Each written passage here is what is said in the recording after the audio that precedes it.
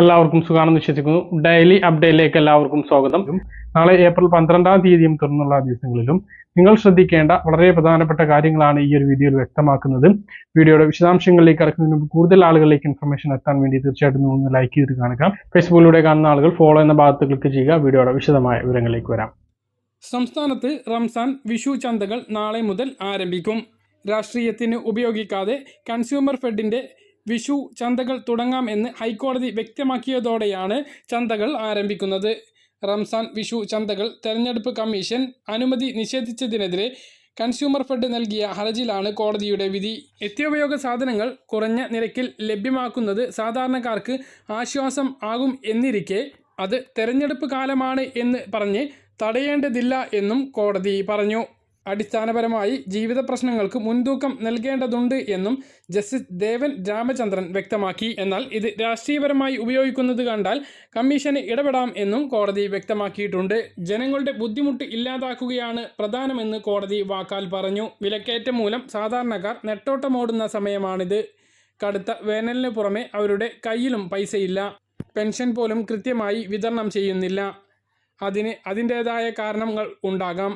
എന്നാൽ ജനങ്ങൾക്ക് ആശ്വാസം നൽകുന്ന പദ്ധതികൾ സർക്കാരോ രാഷ്ട്രീയ കക്ഷികളോ പ്രചാരണായുധമാക്കരുത് എന്നും കോടതി വ്യക്തമാക്കി. വളരെ ആശ്വാസകരമായിട്ടുള്ള ഒരു കാര്യമാണ് ഇന്ന് കോടതിയുടെ ഭാഗത്തു നിന്നും വന്നിട്ടുള്ളത്. 13 ഇനം സബ്സിഡി സാധനങ്ങൾക്ക് പുറമെ പച്ചക്കറി ഉൾപ്പെടെ മറ്റ് നിത്യോപയോഗ സാധനങ്ങളും വിലക്കുറവിൽ ലഭിക്കുന്നതാണ്. എല്ലാ സഹകരണ ബാങ്ക് സഹകരണ ആസ്ഥാനങ്ങളിലും കൺസ്യൂമർ ഫെഡിന്റെ ഔട്ട്ലെറ്റുകളിലും ചന്തകൾ പ്രവർത്തിക്കുന്നതാണ്. മറ്റൊരു പ്രധാനപ്പെട്ട കാര്യം, തെരഞ്ഞെടുപ്പ് കാലമാണ്. വാട്സപ്പിലൂടെയും മറ്റ് സോഷ്യൽ മീഡിയകളിലൂടെയും നിരവധി വാർത്തകൾ വരും. കിട്ടിയതെന്തായാലും അത് സമൂഹ മാധ്യമങ്ങളിലൂടെ ഷെയർ ചെയ്യുന്ന ആളുകൾ ശ്രദ്ധിക്കേണ്ട വളരെ പ്രധാനപ്പെട്ട ഒരു കാര്യമാണ് ഇപ്പോൾ വന്നിട്ടുള്ളത്. സമൂഹ മാധ്യമങ്ങളിലൂടെ തെരഞ്ഞെടുപ്പുമായി ബന്ധപ്പെട്ട വ്യാജ വാർത്തകൾ പ്രചരിപ്പിക്കുന്നവർക്കെതിരെ കർശന നടപടി സ്വീകരിക്കുമെന്ന് മുഖ്യ തെരഞ്ഞെടുപ്പ് ഓഫീസർ സഞ്ജയ് കൗൾ വ്യക്തമാക്കിയിരിക്കുന്നു. തെരഞ്ഞെടുപ്പ് പ്രക്രിയയുടെ വിശ്വാസ്യതയെ തകർക്കുന്ന തരത്തിലുള്ള വ്യാജ പ്രചരണങ്ങൾക്കെതിരെ ജാഗ്രത പാലിക്കണമെന്നും അദ്ദേഹം വ്യക്തമാക്കി.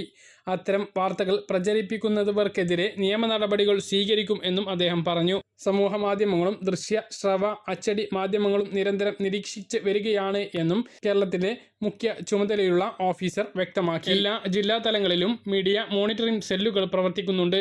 പോലീസും ഇത് സംബന്ധിച്ച് നിരീക്ഷണം നടത്തുന്നുണ്ട്.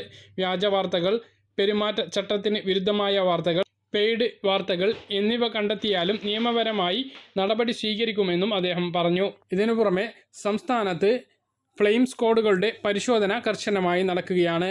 50,000 രൂപയ്ക്ക് മുകളിൽ പണം കയ്യിൽ കൊണ്ടുപോകുന്ന ആളുകൾ കൃത്യമായ രേഖകൾ കയ്യിൽ സൂക്ഷിക്കണം. പണത്തിന് പുറമെ സ്വർണം, കൂടുതൽ അളവിലുള്ള വസ്ത്രം, മറ്റു വീട്ടു ഉപകരണങ്ങൾ, സമ്മാനം നൽകാൻ കഴിയുന്ന തരത്തിലുള്ള സാധനങ്ങൾ ഇവയെല്ലാം കൊണ്ടുപോവുകയാണ് എങ്കിൽ കൃത്യമായ രേഖകൾ കയ്യിൽ വെക്കണം എന്നും തെരഞ്ഞെടുപ്പ് ഓഫീസർ അറിയിച്ചിട്ടുണ്ട്. സംസ്ഥാനത്ത് കനത്ത ചൂട് കാലാവസ്ഥ തുടരും. 5 ദിവസത്തേക്ക് പ്രത്യേക മഴ മുന്നറിയിപ്പ് ഒന്നും ഇല്ല. കഴിഞ്ഞ ദിവസങ്ങളിൽ തെക്കൻ കേരളങ്ങളിൽ പലയിടങ്ങളിലും വേനൽ മഴ ലഭിച്ചിരുന്നു. ഉയർന്ന താപനിലയുമായി ബന്ധപ്പെട്ട് 13 ജില്ലകളിൽ യെല്ലോ അലർട്ട് നൽകിയിട്ടുണ്ട്. ഏപ്രിൽ 10 മുതൽ 14 വരെ പാലക്കാട് ജില്ലയിൽ ഉയർന്ന താപനില 41 ഡിഗ്രി സെൽഷ്യസായി തുടരും. കൊല്ലം ജില്ലയിൽ 40 ഡിഗ്രി സെൽഷ്യസും തൃശ്ശൂർ ജില്ലയിൽ 39 ഡിഗ്രിയുമായിരിക്കും. പത്തനംതിട്ട, കോട്ടയം, കോഴിക്കോട്, കണ്ണൂർ എന്നീ ജില്ലകളിൽ 38 ഡിഗ്രി ആയിരിക്കും. ദാഹമില്ലെങ്കിലും എപ്പോഴും വെള്ളം കുടിക്കണം എന്നാണ് ആരോഗ്യ വിദഗ്ധർ വ്യക്തമാക്കുന്നത്. കേരളത്തിൽ ഉഷ്ണതരംഗത്തിന് സമാനമായ സാഹചര്യം ആണ് എന്നാണ് വ്യക്തമാക്കിയിട്ടുള്ളത്. രാജ്യത്ത് RSS പ്രത്യയശാസ്ത്രം അടിച്ചേൽപ്പിക്കാനുള്ള പദ്ധതിയാണ് സൈനിക സ്കൂളുകളുടെ സ്വകാര്യവൽക്കരണത്തിന് പിന്നിൽ എന്ന് കോൺഗ്രസ് അധ്യക്ഷൻ മല്ലികാർജുൻ ഖാർഗെ വ്യക്തമാക്കി. സൈനിക് സ്കൂൾ സ്വകാര്യവൽക്കരണത്തിനെതിരെ രാഷ്ട്രപതിക്ക് ഖാർഗെ കത്തെഴുതി. ഇന്ന് എല്ലാ ദിവസവും ആഗോളതലത്തിൽ 3500 പേരുടെ ജീവൻ എടുക്കുന്ന ഹെപ്പറ്റൈറ്റിസ് ബാധ ഇന്ത്യയിലും വ്യാപിക്കുകയാണ്. ചൈനയിൽ പടർന്നു പിടിച്ച രോഗം ഇപ്പോൾ ഇന്ത്യയിലും സജീവമായി കഴിഞ്ഞു. ഹെപ്പറ്റൈറ്റിസ് BC കാരണം ആഗോളതലത്തിൽ 3500 പേരാണ് ദിവസവും മരിക്കുന്നത്. സംസ്ഥാനത്ത് സാമൂഹ്യ സുരക്ഷാ പെൻഷൻ വിതരണം സജീവമായി. ചൊവ്വാഴ്ച മുതൽ ആരംഭിച്ചിട്ടുള്ള പെൻഷൻ വിതരണം മിക്കവാറും ബാങ്ക് അക്കൗണ്ടുകളിലേക്ക് ഇതിനകം തന്നെ എത്തിച്ചേർന്നു. കൈകളിൽ വിതരണം നാളെ മുതൽ ആരംഭിക്കും. മാർച്ച് 15-ാം തീയതിയാണ് 1600 രൂപ വിതരണം ചെയ്തത്. അതിന് പിറ്റേ ദിവസം തന്നെ വിഷുവിനു മുമ്പ് 3200 രൂപ കൂടി വിതരണം ചെയ്യുമെന്ന് ധനമന്ത്രിയും മുഖ്യമന്ത്രിയും വ്യക്തമാക്കുകയും അതിന്റെ വിതരണം ഏപ്രിൽ 9-ാം തീയതി ചൊവ്വാഴ്ച മിനിഞ്ഞാന്ന് മുതൽ ആരംഭിക്കുകയും ചെയ്തിരുന്നു. അന്ന് തന്നെ തുക ഒരുപാട് ആളുകൾക്ക് ക്രെഡിറ്റ് ആയിട്ടുണ്ട്. അതേസമയം പല ആളുകൾക്കും കേന്ദ്ര വിഹിതത്തിന്റെ കുറവുണ്ടായതിനാൽ 400 രൂപ മുതൽ 1000 രൂപ വരെ കുറഞ്ഞാണ് ലഭിക്കുന്നത്.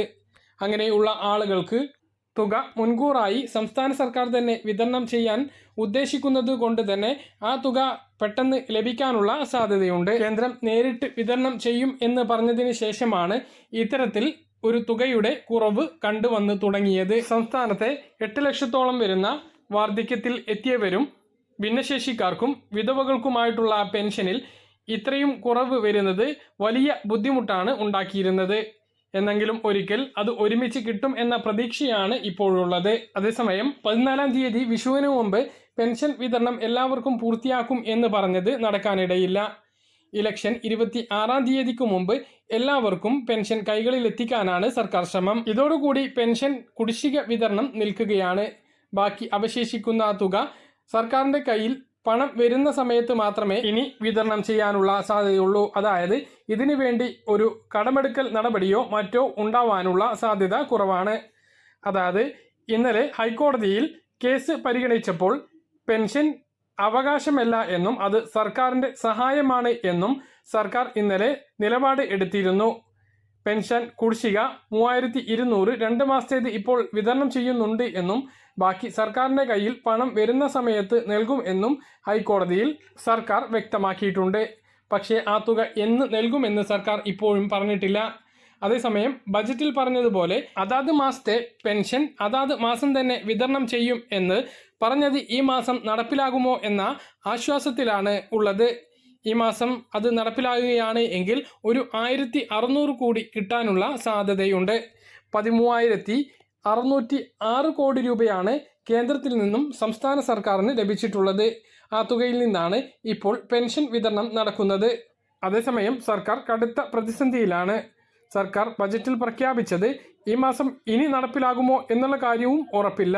നടപ്പിലാകുകയാണ് എങ്കിൽ 26-ാം തീയതിക്ക് മുമ്പെങ്കിലും പെൻഷൻ ഉത്തരവ് വരാനുള്ള സാധ്യതയുണ്ട്. ബജറ്റിൽ പ്രഖ്യാപിച്ച കാര്യമായതുകൊണ്ട് തന്നെ തെരഞ്ഞെടുപ്പ് കമ്മീഷന്റെ തടസ്സങ്ങൾ ഉണ്ടാവാനുള്ള സാധ്യതയും ഇല്ല. ഏപ്രിൽ മാസത്തെ പെൻഷൻ വിതരണം ചെയ്യുകയാണ് എങ്കിൽ മസ്റ്ററിംഗ് ഈ അടുത്ത കാലത്ത് ചെയ്ത ആളുകൾക്കാണ് അത് ആശ്വാസമായി ലഭിക്കുക. പെൻഷൻ കുടിശ്ശിക വിതരണം ചെയ്യുമ്പോൾ ഇപ്പോൾ മസ്റ്ററിംഗ് പൂർത്തീകരിച്ചവർക്കൊന്നും പെൻഷൻ ലഭിക്കുന്നില്ല. അതേസമയം 2024 ഏപ്രിൽ മാസം മുതലുള്ള പെൻഷൻ വിതരണം ചെയ്യുകയാണ് എങ്കിൽ ഇതുവരെ മസ്റ്ററിംഗ് പൂർത്തീകരിച്ചവർക്കെല്ലാം ആ ഒരു തുക ലഭിക്കുന്നതുമാണ്. അപ്പോൾ പെൻഷൻ വിതരണം പുരോഗമിച്ചുകൊണ്ടിരിക്കുകയാണ്. ഇനിയും ലഭിക്കാത്ത ആളുകൾക്ക് തൊട്ടടുത്ത ദിവസം തന്നെ എത്തും. കൈകളിൽ വിതരണമാണ് നാളെ മുതൽ സജീവമാകാൻ വേണ്ടി പോകുന്നത്. ദൂര സ്ഥലങ്ങളിൽ ഉള്ള ആളുകൾക്ക് മാത്രമാണ് വിഷു കഴിഞ്ഞ് ഈ ഒരു തുക എത്തിച്ചേരുക. അതായത് സർവീസ് സഹകരണ ബാങ്കുകളിൽ നിന്നും ദൂരമുള്ള സ്ഥലങ്ങളിലേക്ക് അത് എത്താനുള്ള ഒരു താമസമുണ്ടാകും. പിന്നെ കൂടുതൽ സ്ഥലങ്ങളിൽ കൈകളിൽ വിതരണം ചെയ്യുന്ന സ്ഥലങ്ങളിലും ഇതിൻ്റെ ഒരു താമസമുണ്ടാകും. വിതരണ ഏജന്റ് കൂടുതൽ ആളുകളെ കണ്ട് ആ ഒരു പണം വിതരണം ചെയ്യേണ്ടതുണ്ട്. ആ ഒരു ചെറിയ താമസമുണ്ടാകും.